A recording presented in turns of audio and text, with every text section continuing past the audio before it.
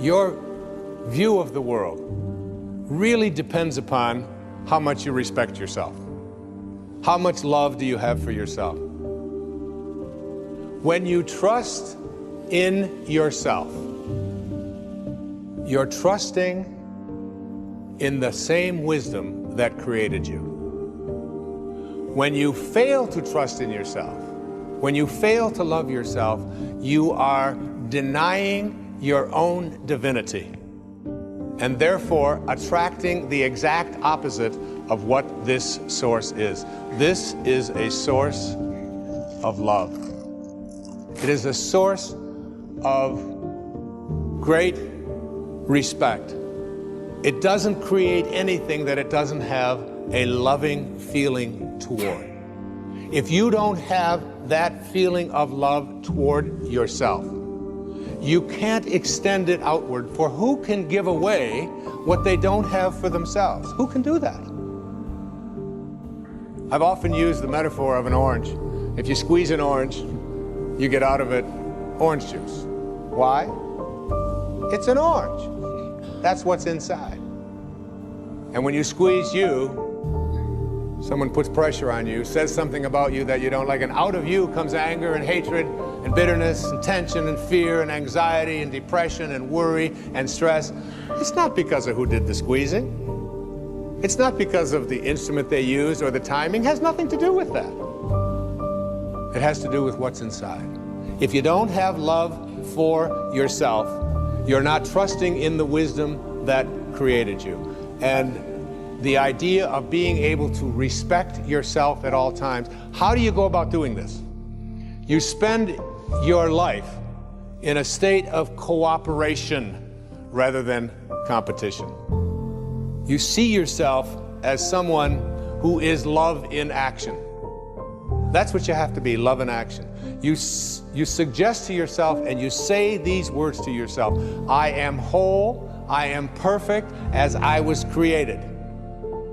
I am whole and I am perfect as I was created. And I came from a source that not only determined the shape of my eye and the shape of my body and the color of my skin and my height, but I came from a source that had a great idea about who I should be as well. And you sense that. And that cannot be fulfilled, it cannot be actualized, it cannot be created if you are not in a state of love. Most of you guys don't actually know your self-worth. You don't know your self-value. The day that you allow the opinions of the outside world to dictate the way you feel about yourself, it is the beginning of the end of you living a blessed and self-loving, secure life. That it is not the car that I drive or any of the jewelry that I own or the size of my house that defines my self-worth. Love yourself, believe in yourself, independent of the validation of the world. Have opinions and feelings about yourself, independent of the feedback. Why you gotta have somebody calling you beautiful every day in order for you to feel beautiful? Do you believe that you're beautiful, or do you only believe you're beautiful when other people say that you're beautiful? I'm just asking. Self-love is the cure to self-hate. We tend to base our self-esteem on what other people think.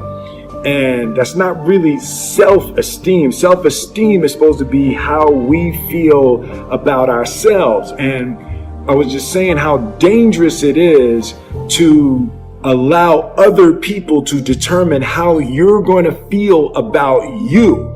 And it's kind of like looking into a broken mirror. You're going to look in a broken mirror and then change your face to try to look good in this defiled, busted, broken mirror. And it just, other people's opinions is a really shitty way to determine how we feel about ourselves.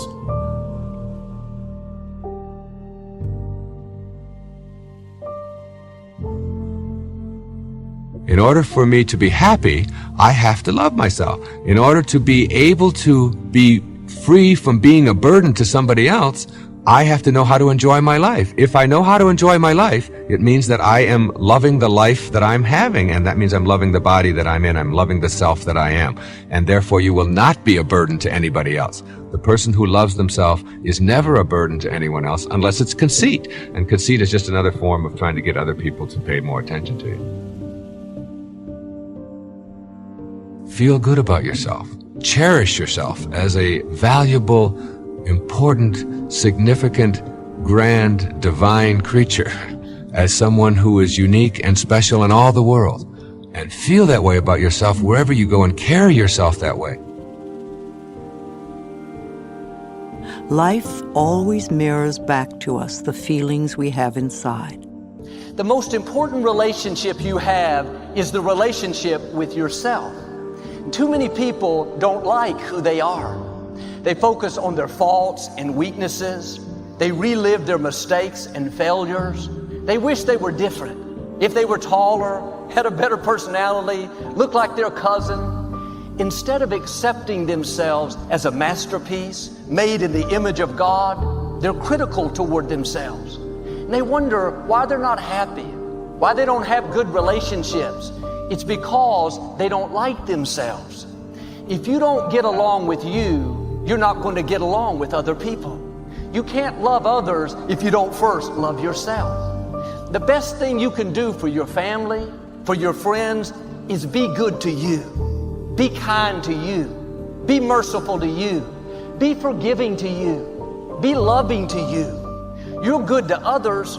Why aren't you good to you? You don't criticize your friend. Why are you criticizing you?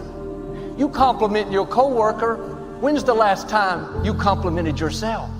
You admire their talent. Why don't you admire your talent?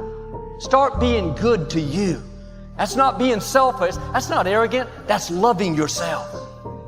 Too many people go through life against themselves, feeling wrong on the inside. I heard someone say, I discovered the enemy, it was me. Are you your enemy? Are you defeating yourself, limiting your dreams, sabotaging your relationships, all because you don't like you? You have enough people and circumstances against you. Don't be against yourself. When you wake up in the morning, don't lie in bed and think of everything wrong with you, what you don't like about your looks. Relive your mistakes. Why didn't I finish college? I should be more disciplined. I lost my temper yesterday. Instead of focusing on what's wrong with you, start focusing on what's right with you. You may have weaknesses. You've made mistakes. We all have. But there's a lot more right with you than there is wrong with you. Dwelling on the negative doesn't help you to do better. Beating yourself up for past mistakes doesn't move you forward. The better you feel about yourself, the better you'll do. The more you like yourself, the further you'll go. You can't give away what you don't have. If you're in turmoil on the inside, mad at yourself, critical, condemned, that's what you have to give. If you're hard on yourself, you'll be hard on others. If you don't forgive yourself, you won't forgive others. If you don't get along with you, how can you get along with your family? The best thing you can do is start being for you. When you love yourself, then you can love others. When you're kind to yourself, then you can be kind to others. It starts with you.